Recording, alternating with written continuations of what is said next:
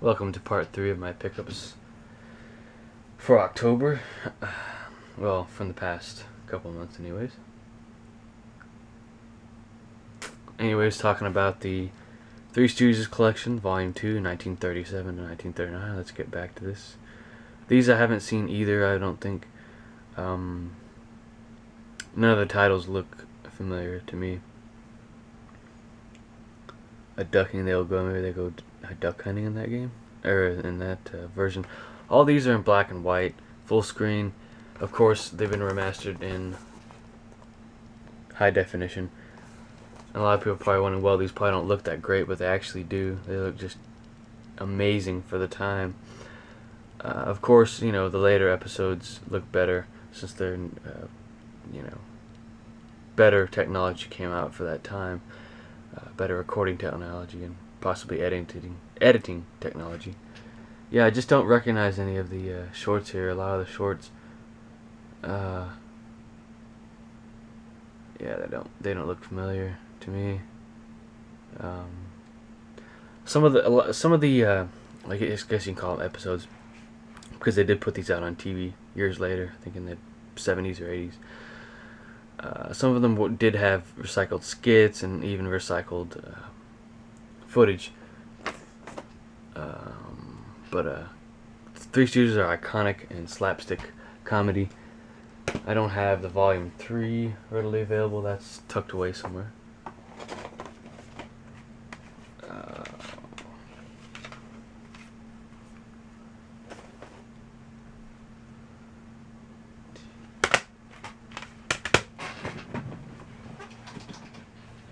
Hold on, gotta check something.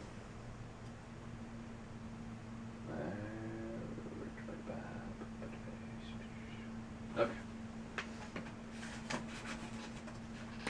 This one I wanted for quite some time now. Nine Inch Nails Ghosts 1 through 5. I think that's 5. I'm not good with that great with Roman numerals. That is up to a certain point. Really not much to look at. There's more images from this album in the digital booklet edition if you order this online, or if you can find the actual pictures if you just type in Nine Inch Nails Ghosts images on Yahoo or Google or some other search engine. You can get them in high definition, or 124 by 600 or something. But great album. This is all instrumentals.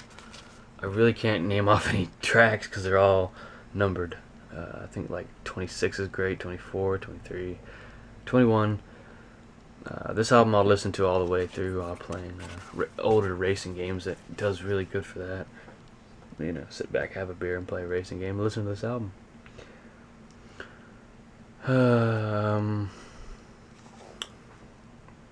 Yeah, 2 discs. You can get that on vinyl as well. Digital download for free, which is actually provided by Trent Reznor himself. You can also get a Blu-ray edition of it with the high def audio. Really cool. An American Prayer with Jim Morrison and the Doors. This was released in 1995. You got Ghost Song here, Dawn's Highway, Angels and Sailors, Stone Immaculate, Roadhouse Blues, which is live, Hour for Magic, Feast of Friends, Bird of Prey, the Ghost Song, which is just an extended version of it at the end of the album. Interesting.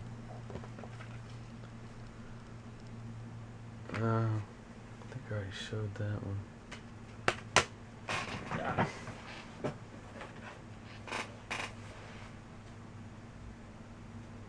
Check my list here again. Oh yes, I did not show it. Tupac's Greatest Hits. Awesome collection here of great songs.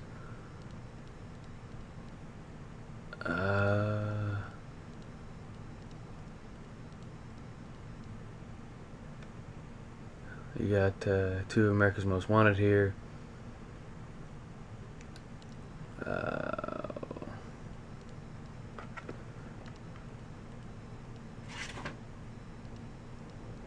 I Get Around, Changes, California Love, Picture Me Rolling, How Long Will They Mourn Me, Toss It Up, Dear Mama, Me Against the World, How Do You Want It, So Many Tears, Unconditional Love, Life Goes On, Hit 'Em Up, Trapped. Just a lot of great songs here that I really enjoy. I've been listening to Pac since he's, about 95, 96. Home Alone Blu-ray box set, the Home Alone 2-pack. First movie and You Get Lost in New York. Both are great transfers. I have not watched the first movie on Blu-ray since I have it on DVD. You get the same edition here, which is the Family Fun edition or something. Of the first movie. The second movie is just bare bones. You just get the movie and I think maybe a trailer. But both look amazing. Well worth owning if you have kids or you grew up watching these movies on like HBO or cable. And with that, that's something that I did. So they hold a really, really special place in my heart. Just great movies to go back to. Very appropriate, family fun. There's no bad language in these. Maybe a few words here and there, but Macaulay Culkin at his greatest. Might have to split this one into another part. And make sure this is the last item here.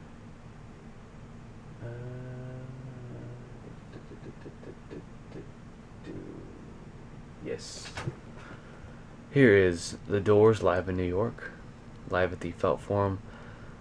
6 CDs here, live from New York at the Felt Forum. Contains all 4 performances over 2 nights, January 17th and 18th. So that means they played 2 concerts per night for 2 nights. The cover here is meant to look like an actual ticket of the show, which it really comes really, really close to. I don't think they plan on replicating that, but it's a really nice touch. I think this is, what is this? Release, I'm trying to remember here. Yes, this is a Bright Midnight. We have a lot of hits here. Roadhouse Blues, Ship of Fools, Break On Through. Sorry. A lot of tuning and Jim talking and asking the audience what they want to hear next. Some of that in there. Alabama Song, Backdoor Man. Love Hides, 5 to 1. You got Who Do You Love? Money. The End, play a little bit of Wild Child. Petition Lord Prayer. When the Music's Over, Build Me a Woman. Some of the songs are repeated, but that doesn't take away from the set. Each song is really played with care here. This is steel sealed, obviously. Awesome set here. They have their hit. They played their biggest hit, which was Light My Fire. Maggie McGill, which I'm not really fond of that song. Crawling King Snake.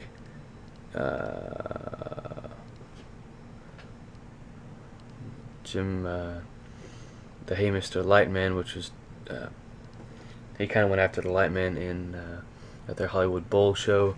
But this is I actually have this in MP3 format, and I decided I have to get this. If you're gonna buy this now, unfortunately, it's no longer offered up on the Doors official website. I should have got it then. I would have paid half of what I paid for it. Now you're going to pay collector's prices for this since it is out of print. I did try and buy this in the wild, in other words, in stores.